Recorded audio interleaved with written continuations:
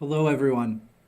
My name is Reverend Zackrie Vinzen. I use he, him pronouns, and I'm the minister at Cedars Unitarian Universalist Church. I want to thank you for joining us for this virtual service and tell you that there are two things I'm excited to share with all of you in terms of improvements in these virtual services for this week. The first is that if you look in the description of this service, you'll notice that there are some links there that you can click on. And so if this is your first time visiting us and you'd like to learn more about Cedars, feel free to go and click on the link for our webpage. If you'd like to be added to our mailing list as a visitor or friend of this congregation, there's also a link there to our visitor form that you can click on and tell us a little bit about yourself as well as how you would like us to be in touch with you. There's also in the description a link to our PayPal account. So during our offertory, for those of you who feel so called, you're welcome to go down there and now just click on that link and make your whole transaction a little bit speedier. So that's one improvement that I'm excited to share with all of you for this week's service. The second is in a little bit you will get to hear from our worship associate, Jenny Weaver. And since we moved to this virtual format, we had to take a little pause with the Worship Associate program. But this week, I'm excited to be restarting that program and to have Jenny Weaver sharing her reflection as well as helping to lead some other parts of the service. So those are two improvements that I'm excited about for all of you. Beyond that, I hope that this is a service that is meaningful for you, that gives you something to think about and feeds your soul, if you will.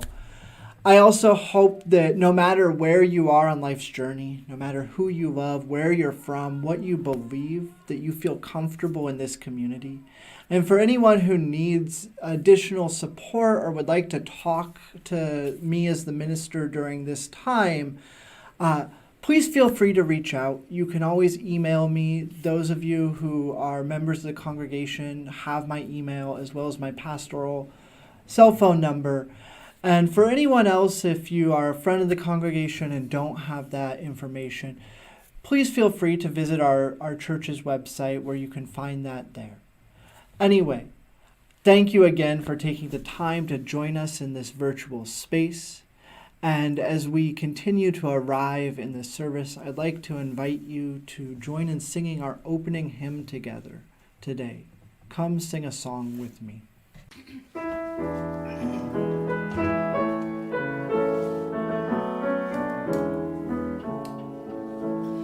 Come sing a song with me.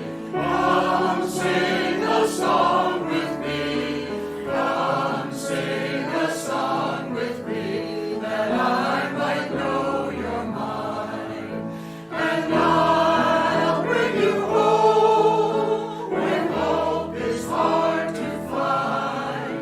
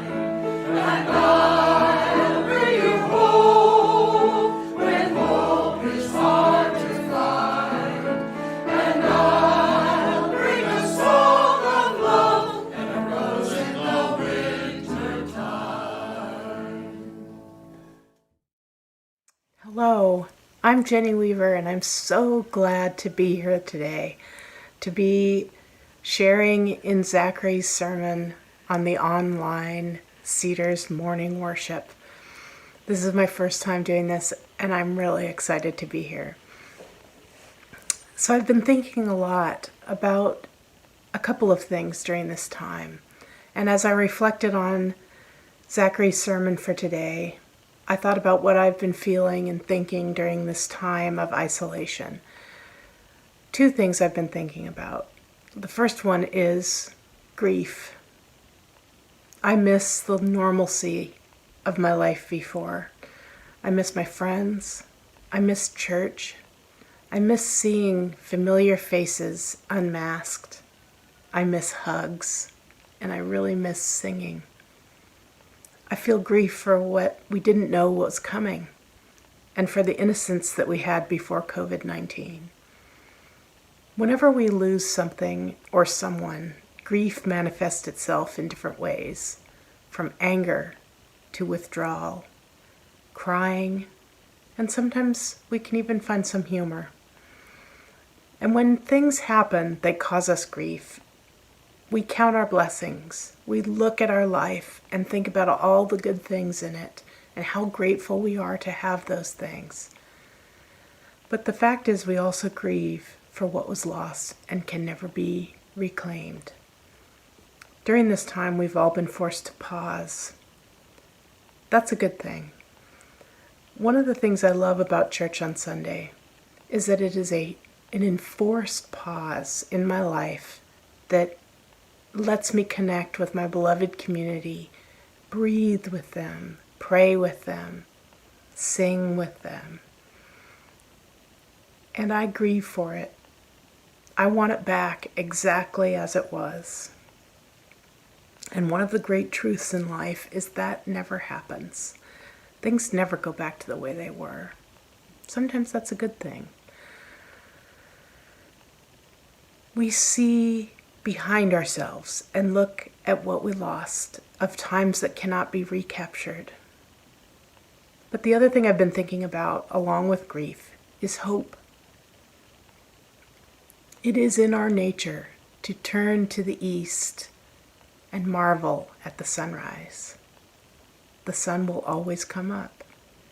The days lengthen as the solstice nears, the wind blows, the rain falls, and we breathe. Our very existence is the dream come true of our ancestors, and we are their hope. We are all survivors, and it is in our nature to look forward with hope. Right now, circumstances have been forced upon us, just as it always has been, and so shall it always be. Things may never be the same, but as long as the sun keeps coming up, I will let that be my hope, and I will let that hope comfort the part of me that is so tender with grief. And so it is with hope that I dedicate the lighting of the chalice this morning. Please join with Jenny and Spirit as we kindle the flame of our chalice this morning, followed by the singing of our Cedars mission song together. As we come together to worship, we remind ourselves to treat all people kindly because they are our brothers and sisters, to take good care of the earth because it is our home, and to live lives full of love and goodness because that is how we will all become the best that we can be.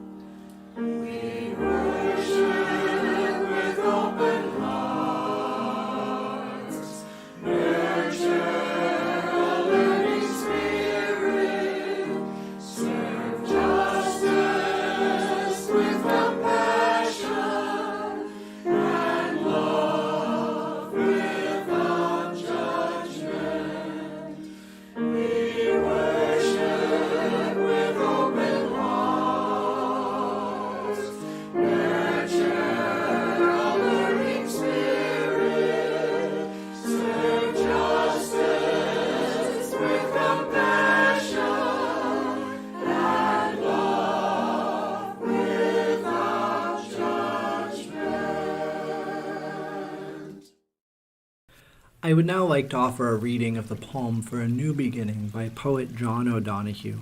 After that, I'll invite us into a moment of meditation, followed by a musical reflection as we consider the song Gentle Morning, composed and performed by Pat Killian, before finally entering a time of communal prayer. For a New Beginning by John O'Donohue. In the out-of-the-way places of the heart, where your thoughts never think to wander, this beginning has been quietly forming, waiting until you were ready to emerge. For a long time it has watched your desire, feeling the emptiness growing inside of you, noticing how you willed yourself on, still unable to leave what you had outgrown. It watched you play with the seduction of safety, and the gray promises that sameness whispered, heard the waves of turmoil rise and relent, wondered, would you always live like this? Then the delight when your courage kindled and out you stepped onto new ground, your eyes young again with energy and dream, a path of plenitude opening before you. Though your destination is not yet clear, you can trust the promise of this opening. Unfurl yourself into the grace of beginning that is at one with your life's desire. Awaken your spirit to a venture. Hold nothing back. Learn to find ease in risk. Soon you'll be at home in a new rhythm, for your soul senses the world that awaits you. Please join me in a moment of meditation, after which we'll transition directly into Pat Killian's song, Gentle Morning, as we continue some time of silent reflection together. So as we begin, just allow yourself to get comfortable. I'm going to let my shoulders just relax, drop down, placing my hands in my lap. Beginning to breathe, noticing my breath, allowing myself to relax, just being here in this moment. And notice how each breath is like a wave, lapping at the shore of your being, each wave coming, and as it recedes with your exhale, slowly erodes a bit of your idea of yourself, dissolving with it the illusion of ego. With each breath, becoming more and more in tune with our oneness, as the waves of this great sea continues to wash over us together. Let's sit together in silence, breathing as these waves wash over us.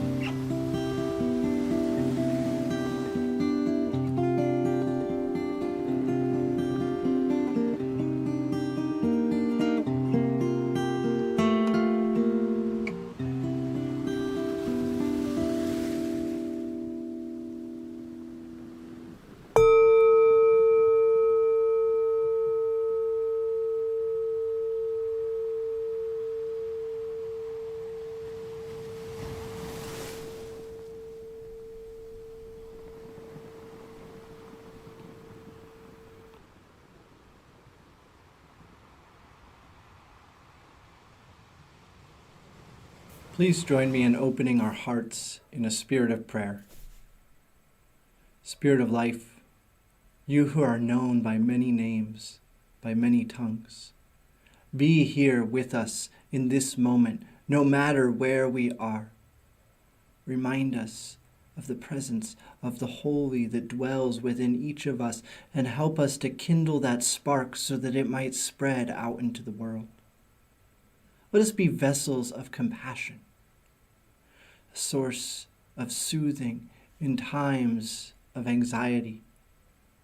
Let us be bearers of peace and hope to those who are in need of these balms. Help this day for us to understand more fully the call to justice that we have affirmed as Unitarian Universalists. Help us to live into our commitment to acknowledge the worth and dignity of every person. Be with those who are suffering when we are not able to be with them. Remind them that no matter what, they are not alone because we are all connected. For these and all the things that remain too tender to share, we lift them up as prayers to the unknown and say, Amen. Generosity is a spiritual practice, and we choose what we value and how we choose to spend our money. I hope that you will feel so moved to donate to Cedars today, and in a moment you'll be seeing a screen come up that has links to how to donate. We are very grateful for our support, and we thank you for your generous gifts.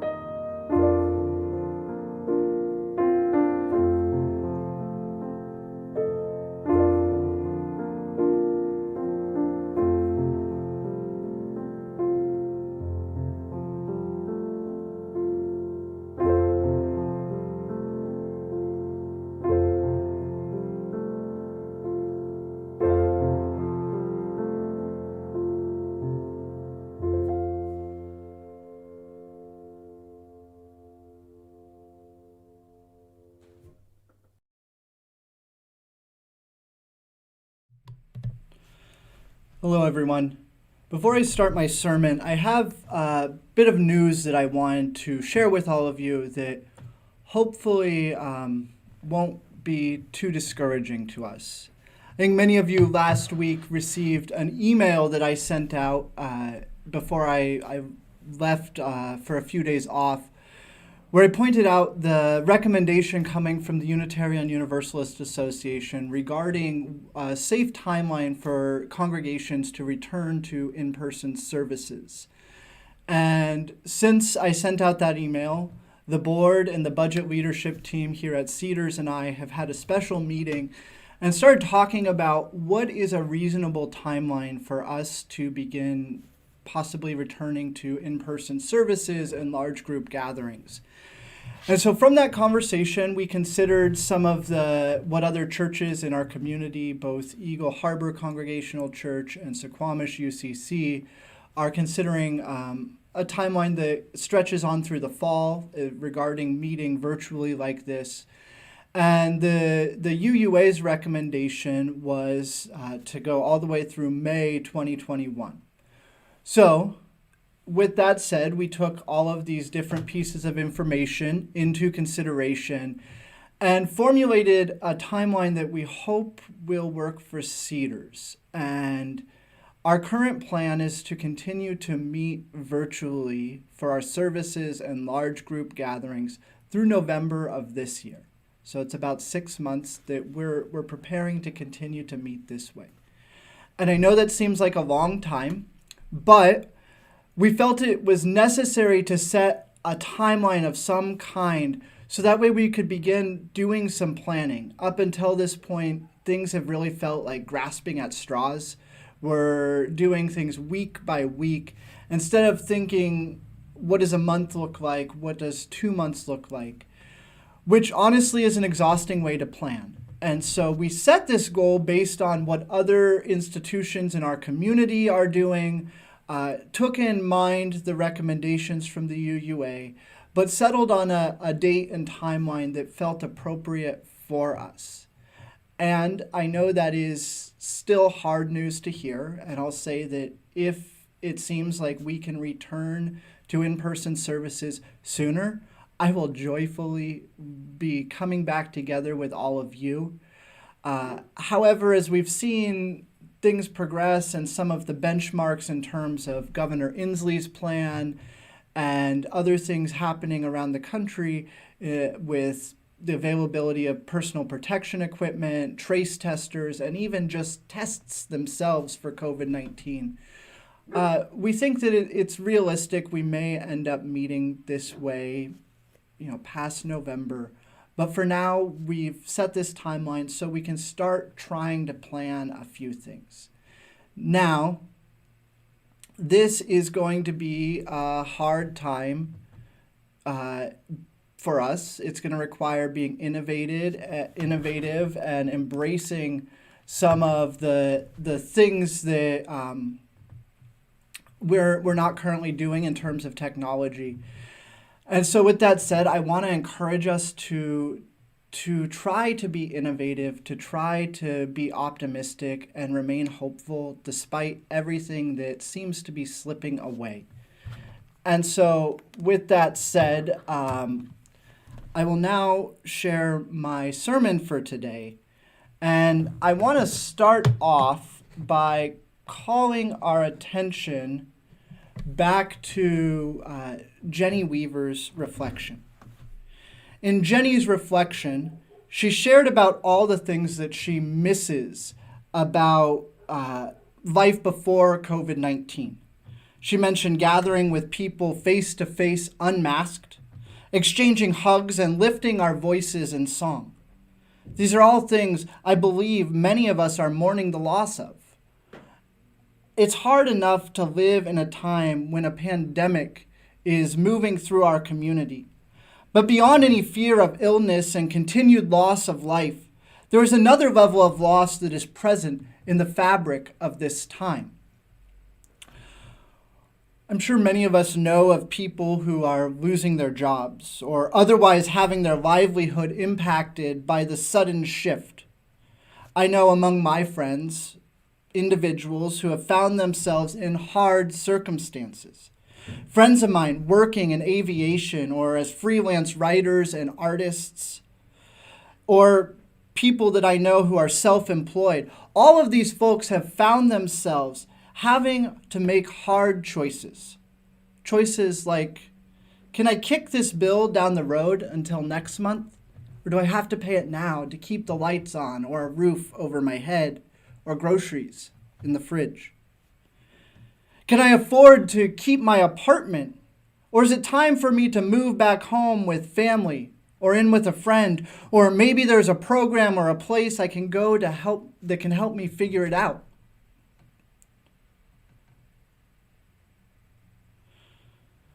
What do I do next now that I've lost my job and quite possibly my health insurance? What if I get sick? Then what? At the same time, folks working in essential jobs are feeling themselves stretched thin as the demands of this still unfurling reality continue to settle. Even with the designation of essential, there is still anxiety of wondering, how long will this go on? How long can we sustain this sort of existence? My heart goes out to all these people and to all of you listening, whether you fall into one of these circumstances or not. A lot has changed for all of us, and that's hard. The rhythms that once felt reliable, aspects of our life that grounded us, have dissolved. The waves of turmoil rise and relent. And with their relenting, roll back into the vastness of the ocean, taking with them the smoothly worn grains of what was. That's the thing about waves. They smooth the rough edges, wearing down the hard and durable while whispering of impermanence. Even the voice of these waves lulls us into forgetting. Shh.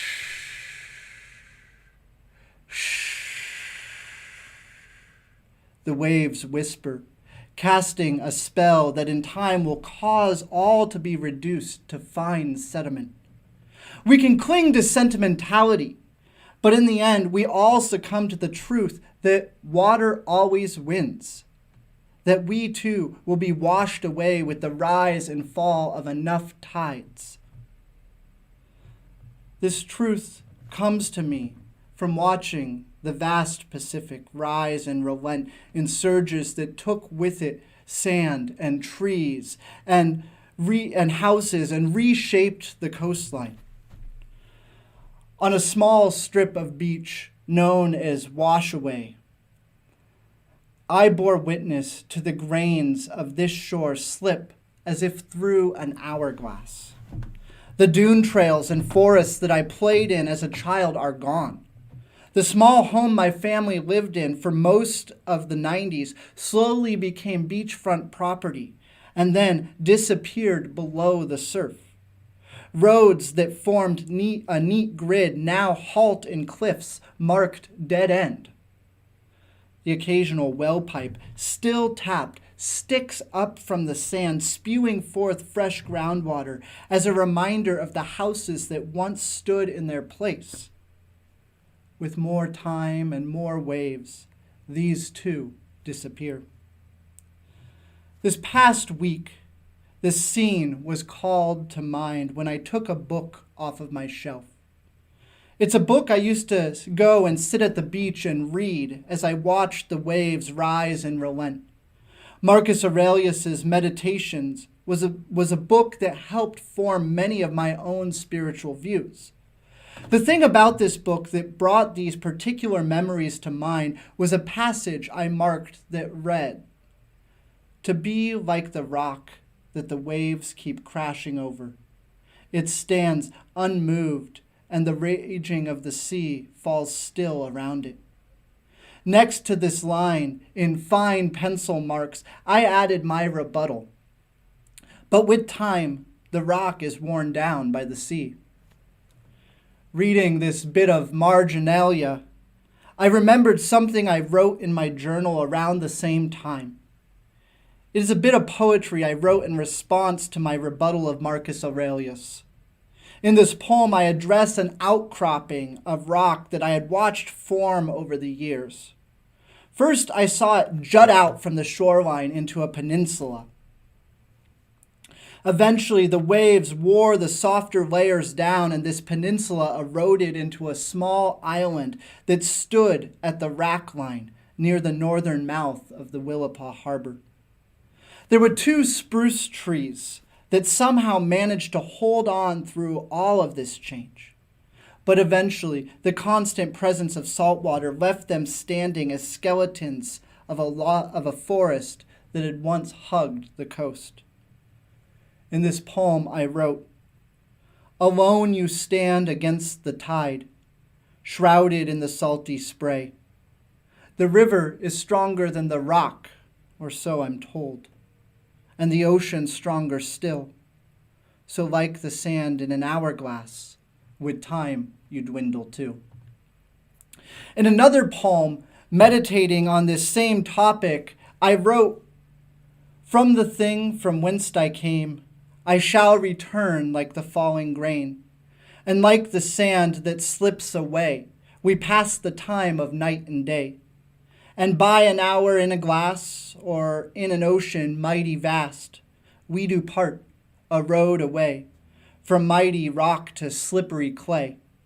But mourn you not the passing scores, for on some far-off distant shore, the sand it is gathered like words in a book, and the crashing of waves is often mistook." Well, these are not the best works of poetry. There is something about these 2 verses of short poems that I wrote in 2008 that speak to where I am at in this moment. I think it's obvious the parallels that exist between the changes we have all experienced as a result of COVID-19 and the metaphor of erosion. Things that were are no more.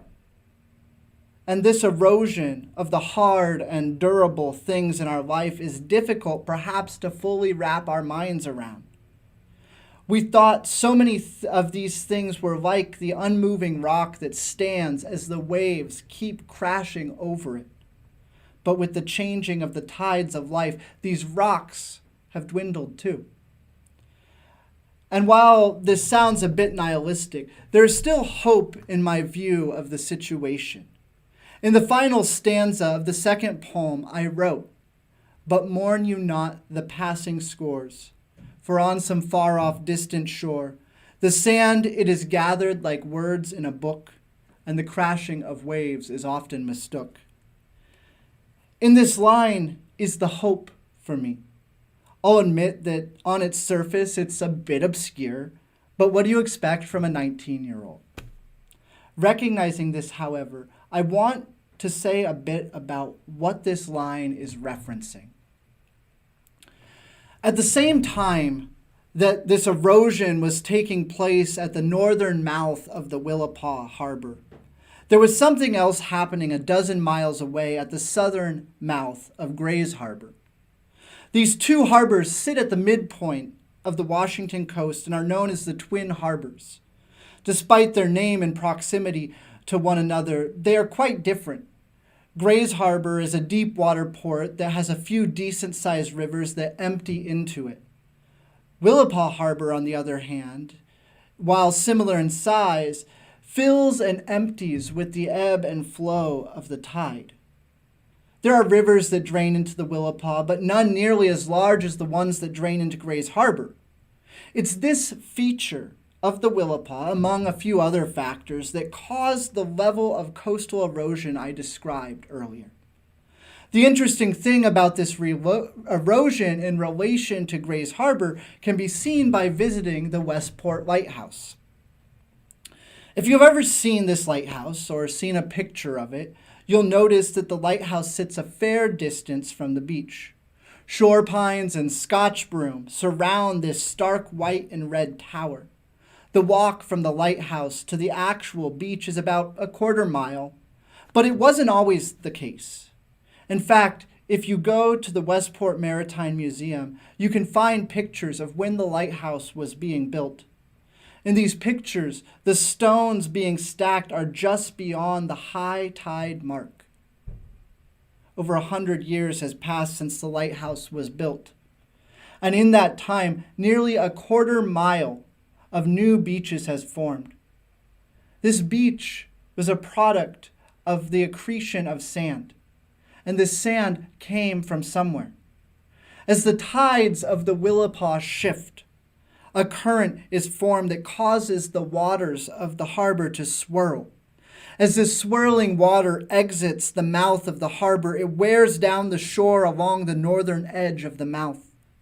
This sand and debris has to go somewhere. The current keeps pushing it until these grains find a place to settle. That's how places I've known have been washed away and new places are formed. This is what I mean in the final two lines of my poem. But mourn you not the passing scores, for on some far-off distant shore, the sand it is gathered like words in a book, and the crashing of waves is often mistook. What appears as loss and destruction from one perspective can become an opportunity for new growth. Change happens. It's inevitable. Eventually, despite these feelings of loss, we will still have to find a way to go on. Will we be able to let go of those things we've lost, to leave behind the things we've outgrown? The seduction of safety is just that, seduction. There is no substance in clinging to the promise of sameness. The hope is that in letting go, we can allow the things we have outgrown to slip away, and in letting them slip away, open ourselves to new growth and possibilities in other places. This time is calling us into a space of transformation and innovation. Soon, we will be at home in a new rhythm, for our soul senses the world that awaits us. But before we can enter into this new rhythm, we must first learn to leave what we have outgrown. That doesn't mean we need to give up everything or that we can't miss things. That's human. We miss things, of course. But it does mean we need to be honest about where we are at in life and recognize that this beginning has been quietly forming, waiting until we were ready to emerge. Now is our time to emerge to the glory of life. Before I move to the final parts of our service together, I have a few just quick announcements also I want to add. With all the changing circumstances going on in the world right now, I realize there might be some need for additional support, both at Cedars and within the larger community, and that some of us might also be in a place where we can provide some support. So if you have a chance and fall into one of these categories or are just curious, I'd invite you to go to the Cedars webpage. The link can be seen in the description of this video. And on the main page of the webpage, on the right-hand column, sort of down a few boxes there, you'll notice two buttons. One asks if you would like to give help. And if you click it, it'll take you to a link of community partners that are active in our community, providing people with assistance, especially during this time of COVID-19. And back on that main page of ours again, there's the second button, asks if you need help. And so if you find yourself in a position that you need additional support, I'd encourage you to start by exploring there and seeing what resources are available.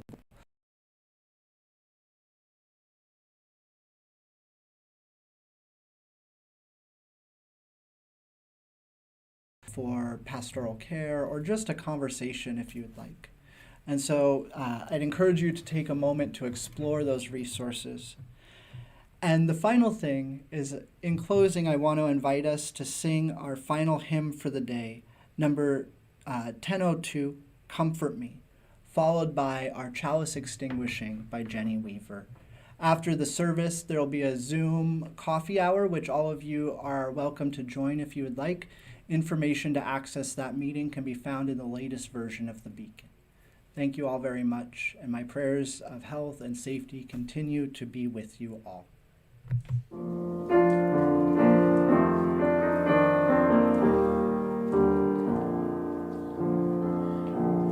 Comfort me, comfort me, comfort me, oh my soul. Comfort me, comfort me, comfort me, oh my soul. Sing with me,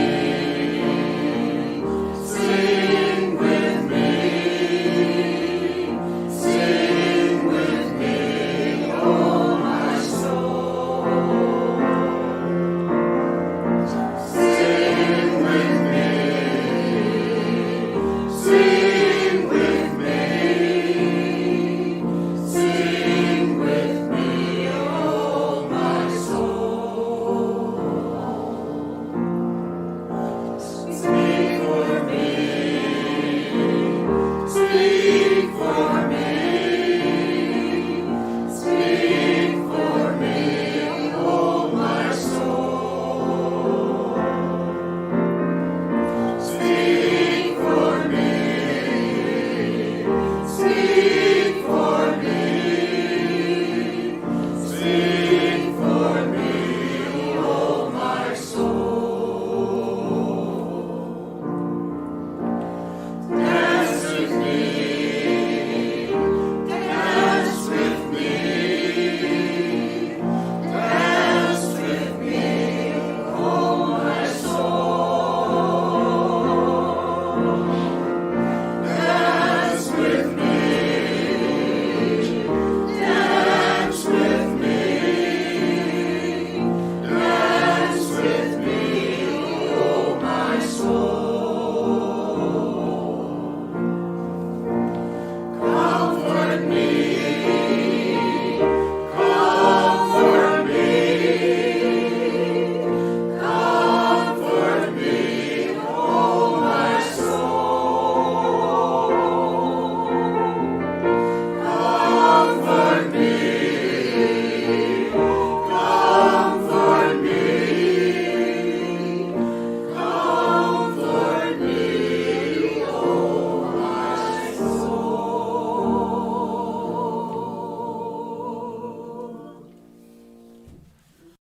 We extinguish this flame, but not the light of truth, the warmth of community, or the fire of commitment. These we carry in our hearts until we are together again.